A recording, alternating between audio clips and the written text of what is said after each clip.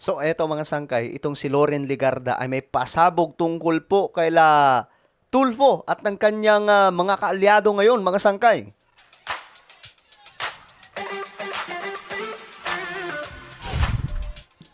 Okay, dire-diretso po tayo, no?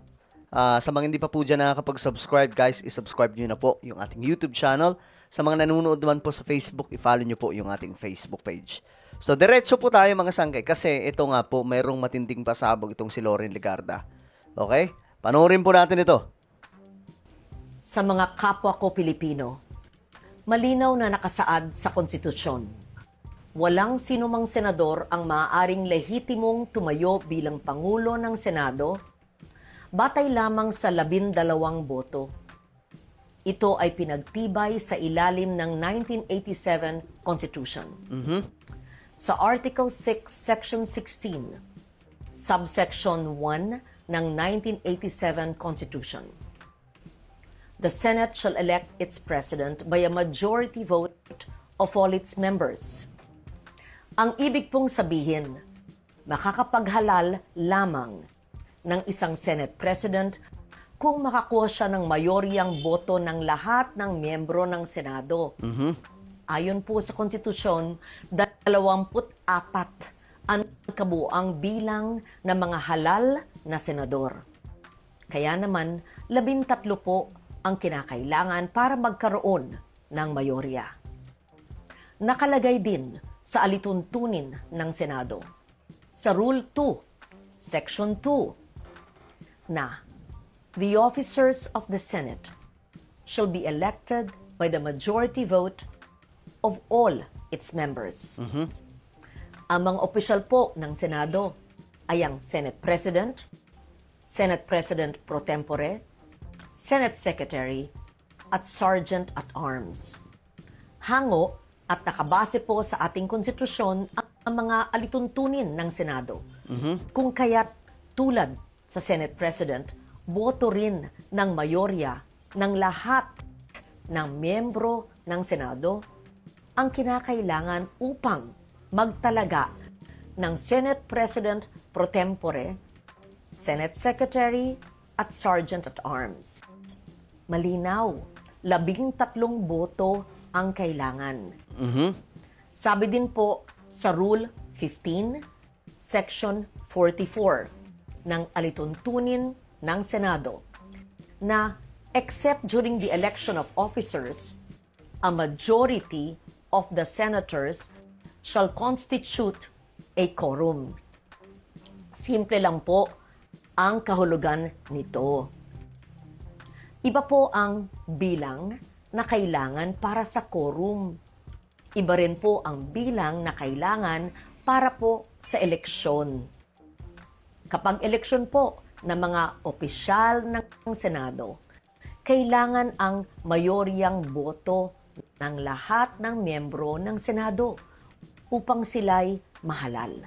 Kaya naman, sa kabila ng aking paggalang sa aking mga kasamahan, labag sa konstitusyon at alituntunin ng Senado, ang nangyaring pagtatalaga ng Senate President pro tempore, Senate Secretary, at Sergeant at Arms dahil 12 senador lamang ang nasa plenaryo na bumoto. Kulang ng 1 boto para masabing mayorya ng lahat ng miyembro ng Senado ang bumoto para sa pagbabago ng liderato. Samantala po, sa chairmanship naman ng mga komite ng Senado, malinaw din ang saligang batas sa ilalim ng Article 6, Section 16, Subsection 2, kung saan sinabi na a majority of each house shall constitute a quorum to do business. Ibig sabihin po, 13 senador din ang kinakailangan na kabilang sa sesyon ng Senado upang makagawa ng anumang opisyal na gawain o quorum.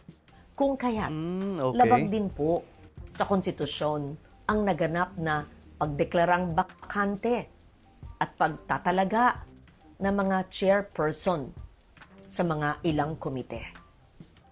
Madalas pong binabanggit ang mga nasa minorya ang kasong Avellino versus Cuenco upang palabasing lehitimo ang naganap na takeover sa Senado. Pero hindi po maaring gawing shortcut ang Avellino upang pababain ang bilang ng mga senador na kailangan para sa quorum, sa eleksyon, at para magkaroon ng reorganization sa Senado. 1949 pa ang kasong ito at naganap sa ilalim ng 1935 Constitution. Nagbago na ang ating saligang batas. 1987 Constitution na ang sumasaklaw po sa atin. Dito, malinaw na 13 ang kinakailangang boto para maghalal ng Pangulo ng Senado at parehong bilang din ang kinakailangan para sa pagboto ng mga opisyal. Hindi rin bago ang patakarang ito noong pang 1973 Constitution. Malinaw na ring nakasaad na ang Speaker ng National Assembly ay dapat mahalal sa pamamagitan ng mga mayoryang boto ng lahat ng miyembro. Kung tatanggapin natin na maaring basta-basta na lamang bawasan ang bilang ng mga senador na kinakailangan para sa eleksyon ng mga opisyal at pinuno ng mga komite, malaki ang magiging epekto nito sa operasyon ng mataas na kapulungan. So tuwing may mga senador na nagkakasakit, nasa abroad, pansamantalang wala sa session, na aresto, na detina, at iba pang kadahilanan. Maaring gamitin ang dahilan na ito para palaging mag-reorganize ng Senado. Pag nangyari po yun, hindi na representasyon ng taong bayan. Interes at issue ng panahon ang magtatakda kung sino ang nasa mayorya at mga opisyal ng Senado. Ang magiging labanan na lang ay kung sino ang makakapagbawas ng pisikal na presensya ng kabilang panig sa bulwagan.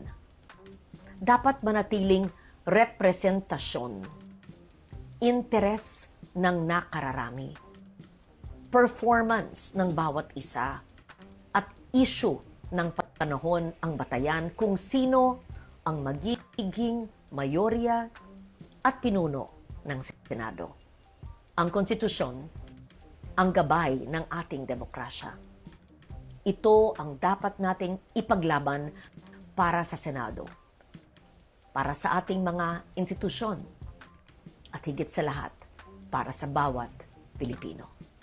Si Loren Legarda po, ang inyong Senate President pro tempore. Maraming salamat.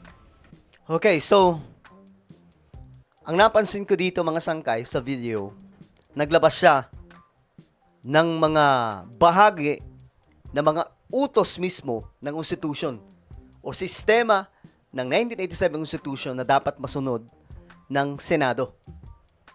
So, ako ay personally, mga sangkay, medyo nalinawan po ako dito kay Loren Legarda. Sa dami po ng komento ng magkabilaang kampo, ako kasi wala akong pinapanigan mga sangkay sa parehas sa kampo o magkabilaang kampo, no? Basta tayo pro-government tayo, ganun po tayo mga sangkay. Wala po tayong pakialam sa mga away nila, nagbabalita lang po tayo. Pero ayun na nga po, dito mas malinaw mga sangkay yung isinaad o sinabi po ni Loren Legarda dahil gumamit po siya mismo ng mga nakatala sa 1987 Constitution.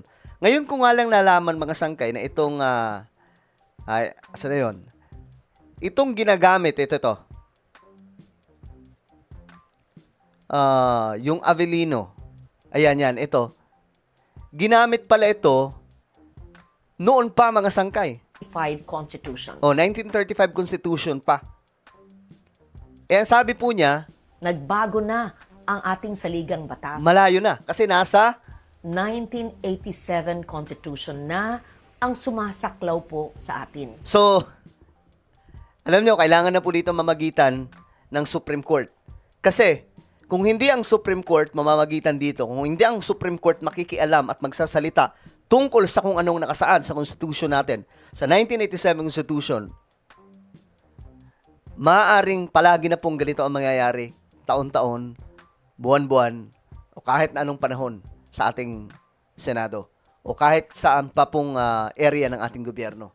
So, mas maganda, linawin na po ng Supreme Court. Kasi ito, binasahan na po tayo ng kung anong mga sinasabi ng Constitution ni Loren Legarda. Hindi po ako supporter nila, pero nililinaw po natin mga sangkay kung ano po ang nakasaad daw po sa 1987 Constitution. No? So, malinaw naman ang sinasabi po dito mga sangkay. So, sana po, ang Supreme Court ang magsalita na po. Kasi sila po yung mas, kumbaga, tingnan natin kung ano po yung kanilang paliwanag tungkol dyan. Nang walang halong politika. No, kasi nagkakagulo po eh. Pambihira ngayon, hindi po malinaw. Sino ba talaga? Yung isa, may gustong manakal, may gustong manakit, may gustong magpa-aresto, may gustong gawin ang ganito. Kabilaan, may Senate Blue Ribbon Committee. Kabila naman, mayroon din pong committee ng Blue Ribbon. So, nakakahilo na. So, ano po ang inyong opinion? Comment down below. Meron tayong YouTube channel. Ito po ay Sangkay Revelation. Hanapin nyo po ito ngayon sa YouTube. Kapag nakita nyo na, i-click nyo po yung subscribe, i-click ang bell, at i-click nyo po yung all. Ako na po ay magpapaalam. Mag-iingat pong lahat. God bless everyone.